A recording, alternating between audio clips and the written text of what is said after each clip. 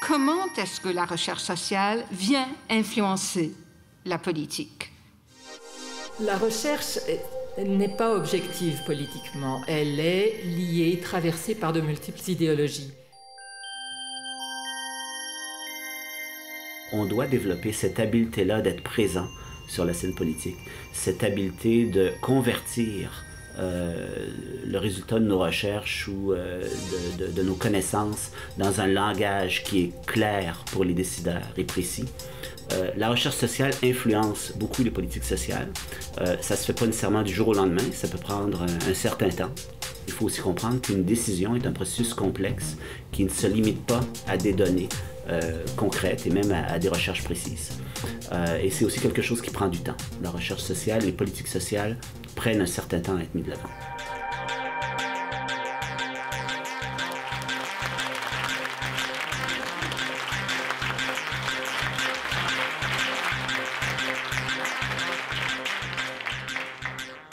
Je pense que la recherche est un outil entre les mains des chercheurs, mais ça peut aussi être une arme entre les mains d'une collectivité. Une collectivité de professionnels, de citoyens, citoyennes, une collectivité d'organisations qui revendiquent des changements sur la base d'une bonne connaissance fidèle et fiable des conditions de vie de leur population et des capacités de ceux qui interviennent. Mais la recherche en ces 3 SCAE, de par sa façon de faire, je pense peut aller au-delà de soutenir les gestionnaires et les intervenants dans la mise en œuvre de politiques sociales dans des conditions complexes.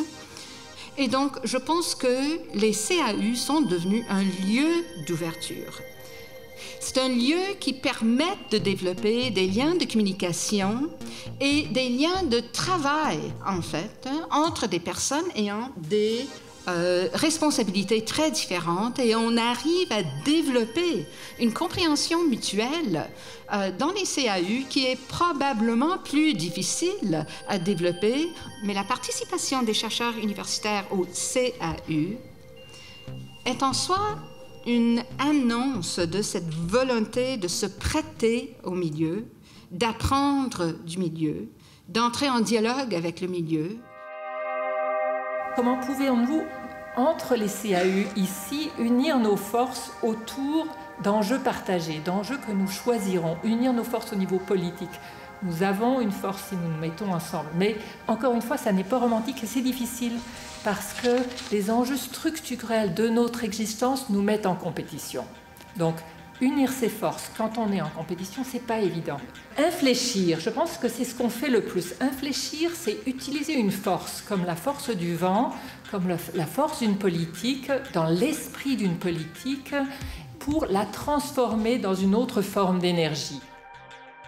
C'est une question de la volonté réelle, de part et d'autre, d'apprendre des uns et des autres. Cette posture d'humilité est difficile à assumer pour les chercheurs, tout comme pour les décideurs ou ceux qui contribuent directement et quotidiennement à la prise de décision.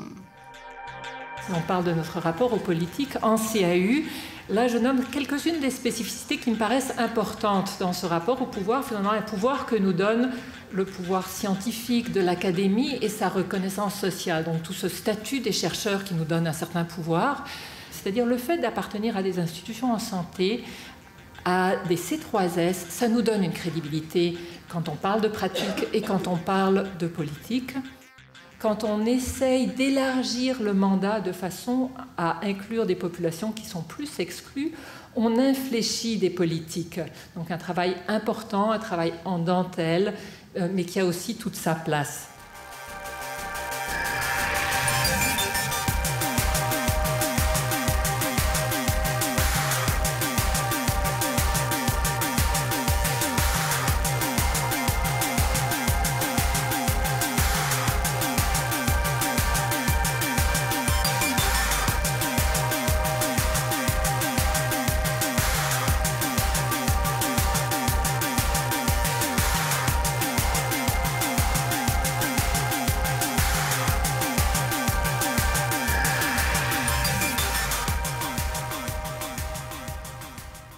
Et moi, il me semble que notre responsabilité en recherche sociale, ce serait de démontrer combien ce que l'on fait est important et combien ça peut être efficace aussi. Je pense qu'on a besoin de faire connaître ce qu'on fait et de démontrer que ça marche. Le politique suivra.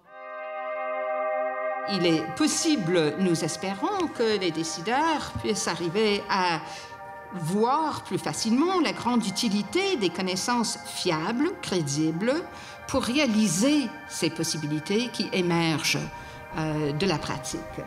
Et les chercheurs dans les CAU sont ceux qui peuvent en fait profiter de tout ce temps de mise en œuvre des politiques pour retransmettre aux décideurs ce qui se passe réellement sur le terrain et comment les politiques peuvent tenter de s'ajuster à cela.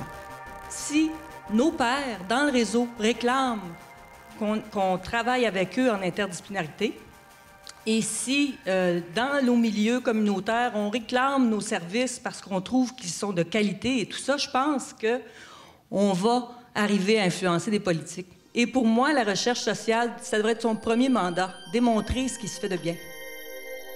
Il faut développer l'habileté politique d'être présent au bon moment et avec la bonne personne lorsque des décisions se prennent. Alors pour ça, l'habileté sous-jacente, c'est de bien comprendre, de bien maîtriser comment et par qui les décisions se prennent et de mettre à contribution les connaissances qu'on a dans nos CSSS-CAU.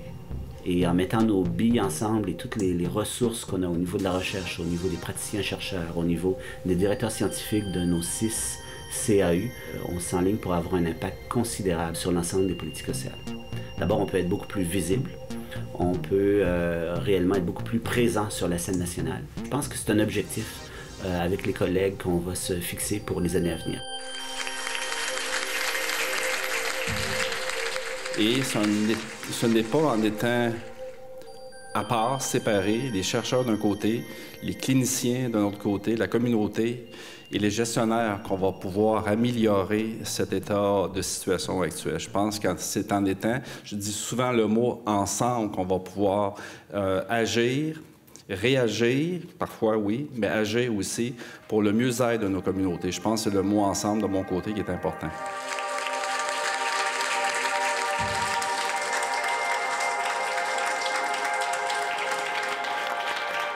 Cette idée de se mobiliser, encore une fois, choisir nos batailles, mais se mobiliser en utilisant l'international et les autres le feront aussi. Je pense que c'est quelque chose, une piste à développer pour le futur.